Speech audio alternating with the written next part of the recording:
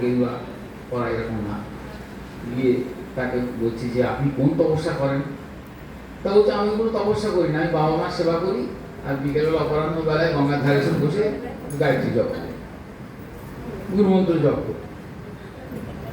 ওদের ওই পুণ্ডরীকের মাথায় এসে গেল আমি তো বাবা মাকে ত্যাগ করে চলে এসেছি। ফিরে যায় বাড়িতে, ফিরে গিয়ে বাবা মার সেবা করতে, বাবা মার খুব সেবা করে। একবার সেই বিমান থেকে জল নিয়ে আসে, স্নান করে, জল রান্না বান্না করে, বউ বাড়িতে থাকে রান্না করে। এইভাবে বেশ কিছুদিন কেটে যাওয়ার পরে একটি জল আনতে দেরি হয়েছে পুণ্ডরীকে।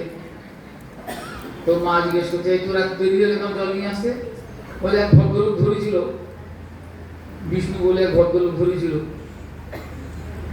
সে ধরে বললো তোকে বর দেবো। তা বলছি যে তুমি কি বর দেবে, তুমি একটু অপেক্ষা করো, আমি মাকে জিজ্ঞেস করে আছি, বাবাকে জিজ্ঞেস করে আছি, তারপর তোমার কাছে বরটা নেবো। তা যতক্ষণ আমি ফিরে না আছি তুমি এই ইটের উপরে বসে থাকো। মা চান করবে তো জলটা নিয়ে, বাবা মা চান করবে, জলটা নিয়ে দেরি হবে, আমি তাকে জলটা দিয়ে তোমার কাছে বরটা চেয়ে নেবো। তো বসিয়ে রেখে এসছে। মা বলছে দেরি কেন হলো না, এরকম ভদ্রলোক ধরেছিল একজন, সে বর দেবে বলে, তা আমি তাকে বসিয়ে রেখে দিয়ে এসেছি।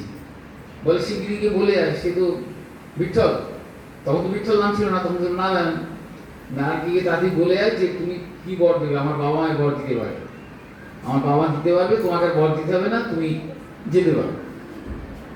তো স্নান জল টল দিয়ে ওই কুণ্ডলী দিয়েছে তাকে বলতে, একটু চালাকি করে বললো যে তুমি আমাকে যদি এখন ভালোবেসে থাকো, তুমি চিরকাল ইটের উপরে বসে থাকো, বিট মানে ইট, তারপর স্থল মানে স্থল অবস্থান করে বসে থাকো। সেই থেকে হয়ে গেল বিঠল,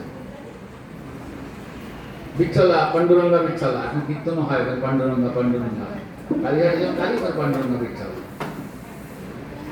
সেই রকম কালো ফুটফুটের রং দেখে ওরা জিজ্ঞাসা করছে যে এত কালো কেন? আমি জিজ্ঞাসা করেছি যে আপনি এরকম কোষ্ঠী পাথরের মতন কালো কেন? কি জন্ম থেকে এরকম কালো? মানে প্রথম দেখাতে আমার এরকম একটা ভালোবাসা হয়ে গেল। আমি জিজ্ঞেস করবো যেমন চুলদারি কালো তেমনি গায়ের রং কালো।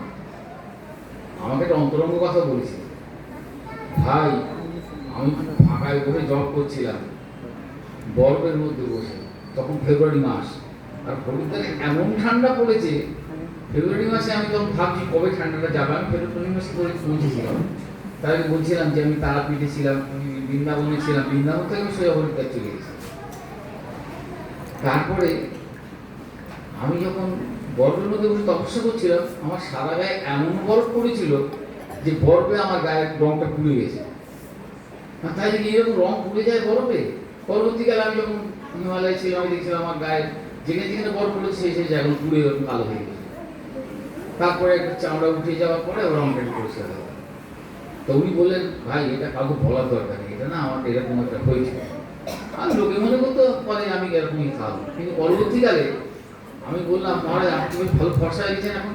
বলে হ্যাঁ ওই চামড়াটা উঠে পরিষ্কার হয়ে গেছে। আমি এইরকম যে সাধনা করেছেন তিনি আমাদের জন্য, তিনি কখনো বলেন একটা জমিদারের একটা ছেলে ছিল, না লায়ক ছেলে, বিরাট জমিদার, পয়সা, একটা ছেলে ছিল না লায়ক, লেখা পড়া ছিল।